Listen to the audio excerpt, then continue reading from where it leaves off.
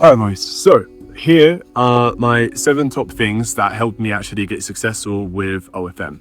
I think we should start off with the thing that has helped me the most, which was not fucking delaying things and just getting started. My first ever client wasn't actually somebody I cold outreach, it's somebody that I already knew.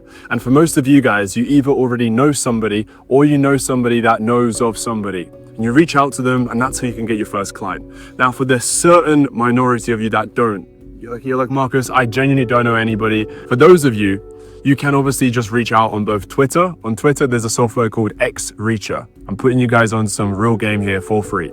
It's called X-Reacher, and you can send out thousands of DMs automatically. You can also set boundaries as to who to send it to, who not to send it to, etc. On Instagram, you can just hire a virtual assistant for about $150, $200 a month from Fiverr, from Upwork, etc. And this person can be the one that goes out there and finds clients for you, right? Maybe they don't necessarily message for you, but they at least will find them and qualify them to save you so much time. So overall, the first lesson is to not waste time. Do not worry about building a website, getting 10,000 fake followers on your Instagram page for outreach, trying to fucking make a logo forever and all these things. Just get straight to it and stop wasting time. The next thing that has helped me massively get to the success that I'm at right now is actually getting rid of clients. You're like, whoa, what the fuck? What do you mean getting rid of clients? That's exactly what I mean. Now, typically, you will get your agency's income, 80% of the income will come from about 20% of the clients, right? It depends how you have your agency set up, blah, blah, blah. But typically, and I've managed over 300 agencies, I've consulted rather, over 300 agency owners from all around the world. And trust me, I know the numbers. It typically is most of the income from just a fine amount of clients. And what doesn't make sense is to put in loads of effort, loads of time and energy into everybody equally, when actually only a small proportion of your clients bring in the majority of your income. So it actually makes more sense, more logical sense, is to get rid of majority of your clients and just keep 3, 4, 5 clients and just put all your focus into them. Okay, the next one, I actually learned this from Rory, which is Andrew Tate's friend. I remember I was having a coffee with him and, he saw that I was a bit stressed that day and he was like, bro, what's up? What's going on? I was like, bro, these fucking staff members are pissing me off. Like, not all of them, but some of them, right? And he's like, beef with them. I'm like, what do you mean? He's like, tell them exactly how it fucking is. I was like, really? He's like, bro, stop being such a pussy. Just tell them if they don't do this, you're gonna get rid of them. The moral of the story is that, you have to be a good cop, bad cop at certain different times, right? Especially if you're a single business owner. I mean, I have a business partner, so for me, it's a lot easier. But if you're the only business owner and you don't have a business partner, you have to be the good cop and the bad cop at the same fucking time. Now, with your staff members, it depends on what role it is, and if it's like C-suite, you have to treat them slightly differently than somebody who's just like an editor or chatter, etc. But overall, the concept still is the same, which is you need to remember that these people, they are the lucky ones to be working for you, not the other way around, right?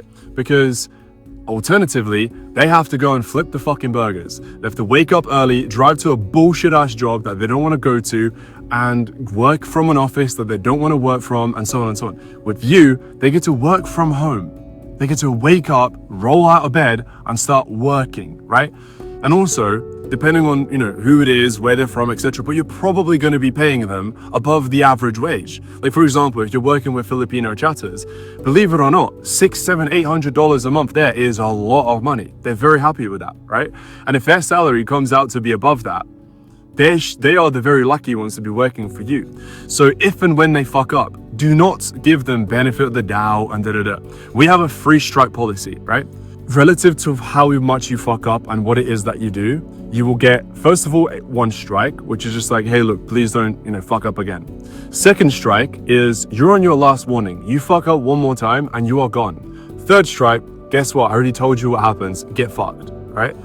And look, here's the thing. I've always tried to be like the nice guy and this and that and right? Because I appreciate people that work hard, because I was one of them one day. I mean, I'm still working hard, but in a sense of like, I was just trying to, start from the bottom one day, right? So I appreciate it. But at the same time, people are fucking pricks sometimes, right? People take the piss, right? Believe it or not, you probably were one of them, if not right now. I was. I'll tell you right now, like when I used to work at 9 to 5s, when I used to work at, there was a place called Argos, which is basically like a Walmart. Think of it that way, right? Like in America, or like a Tesco's. Think of it this way, right?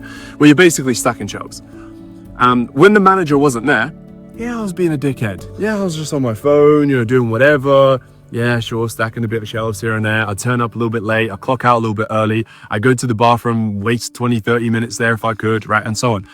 And I get it, right? Because well, it's not my business. I don't really give a fuck, right? Who's this manager? Who's this boss? Like, they don't really know about me. They don't care about me. So you need to remember that these staff members, they have a similar view of you and the company, most likely. Anyway, the next thing, which actually ties into what I was just talking about right there, which is an absolute game changer, which is actually how to avoid the previous mistake, which is to actually get to know every single staff member on a friendly basis, right? Not just a number, not just clock in and clock out, and not just give me your bank details and I'll send you your salary at the end of the month. No. Where are you actually from?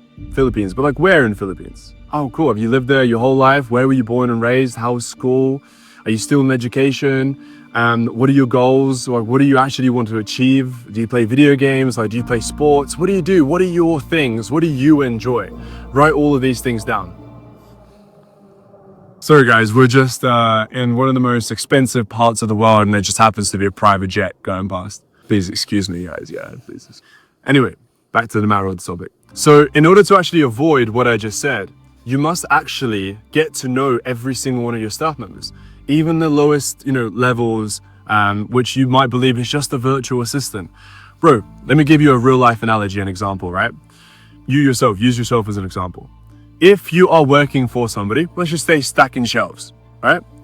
And the boss, the business owner, right? You don't know them, they don't know you. You've never had an actual conversation besides when should you clock in, when should you clock out, and blah, blah, right?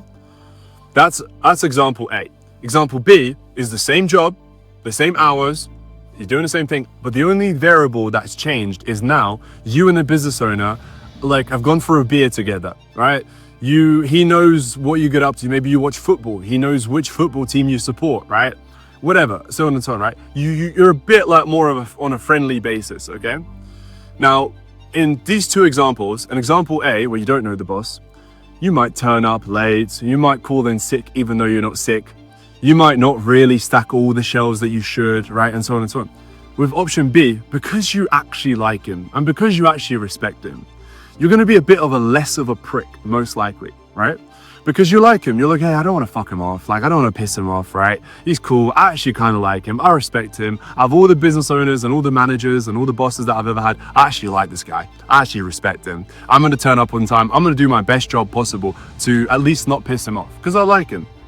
You see how big of a difference that is? You are now in those shoes. You are now the business owner. Okay, and the next one, boys, this is absolutely paramount. And you've heard this a million times, but you have to analyze what you've actually done yourself to actually fix this. Is you have to understand how important it is to surround yourself with the right things, the right education, the right people, and the right environment. So what are you watching on YouTube? What do you actually do in your spare time? Who do you talk to? What do you talk to them about? And where do you spend most of your time? What is the environment like? And you must understand these things because your environment and things that you surround yourself with absolutely shape what goes on in here. And what goes on in here shapes all of this. So make sure you like this video and I'll see you on the next one.